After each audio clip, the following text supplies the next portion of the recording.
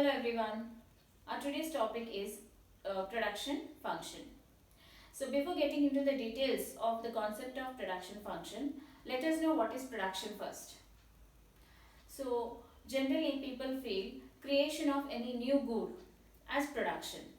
But in economic terms, production means conversion of raw materials into finished products.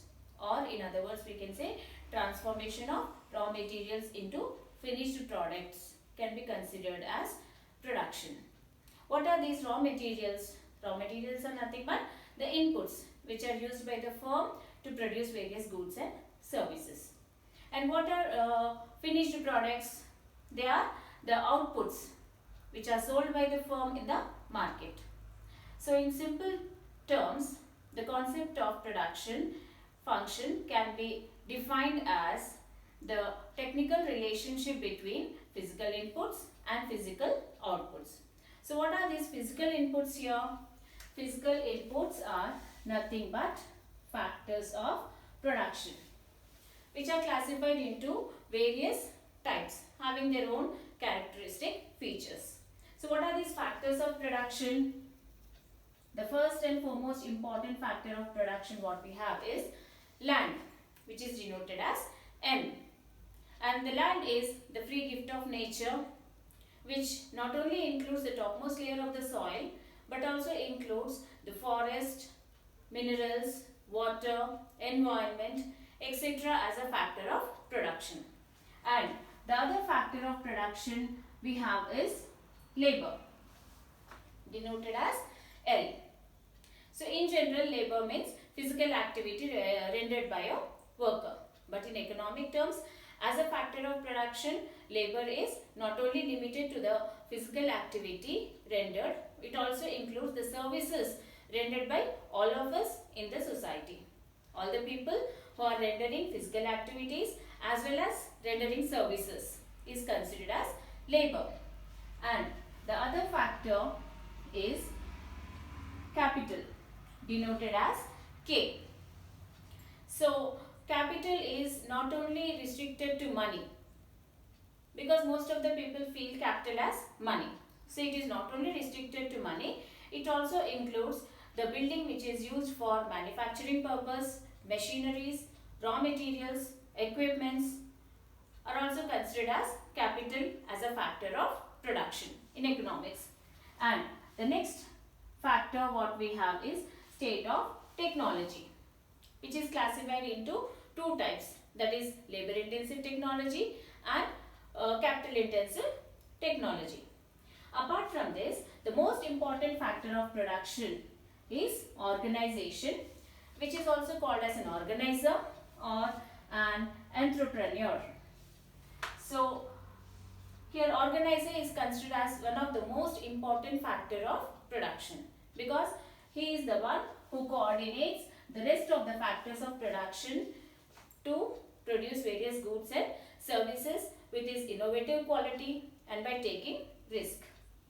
So the concept of production function can be expressed in the form of an equation as Q is equals to functional relationship with the factors of production, that is land, labor, capital, organization and technology, where Q is the output which is produced with the help of all these factors of production. These are the inputs.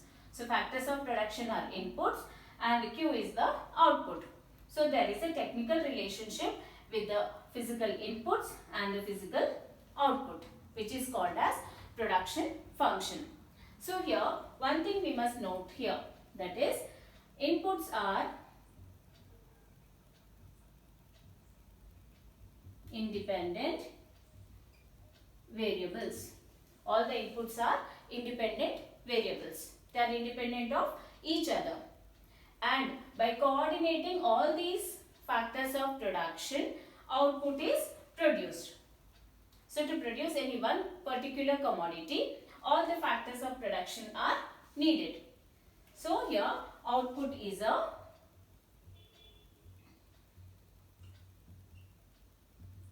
dependent variable. So inputs are independent variable. With the help of these independent variables, that is inputs, output is produced, which is a dependent variable. So by any firm, the output can be changed in two methods, or the output of the firm can be raised in two methods. Let us see what are these two methods by which output can be raised. The first method is by changing some factors. So what are these some factors? So this represents short run period. So what is short run period? It is a time duration of few months, maybe 4 months or 6 months. So in this short run period, a producer is not having sufficient time to change all the factors of production to increase his output. So what he will be changing here? He will be changing the variable factor to increase his production. So in short run period, the producer cannot change land, he cannot change capital, he cannot change technology. So what is left over here? The labor. So in short run period, labor is a variable factor. So with the help of this labor, by increasing the number of laborers, the producer tries to increase production in short run period. So we can take an example of law of variable proportion to explain production in short run period. So now let us see what is the other method which is applied by the firm to increase the production. That is by changing all the factors. So by changing all the factors, the producer tries to increase his production. And this is applicable to the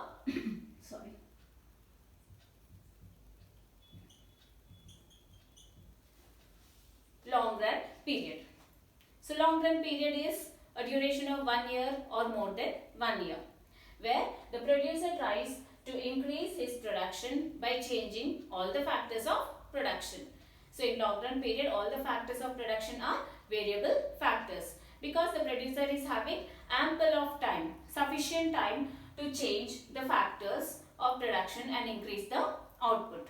So here we can take an example of law of returns to scale to explain production in long run period. So hope this is clear to you. For reference material, you can refer to my blog. I have shared the link in description box. Thank you.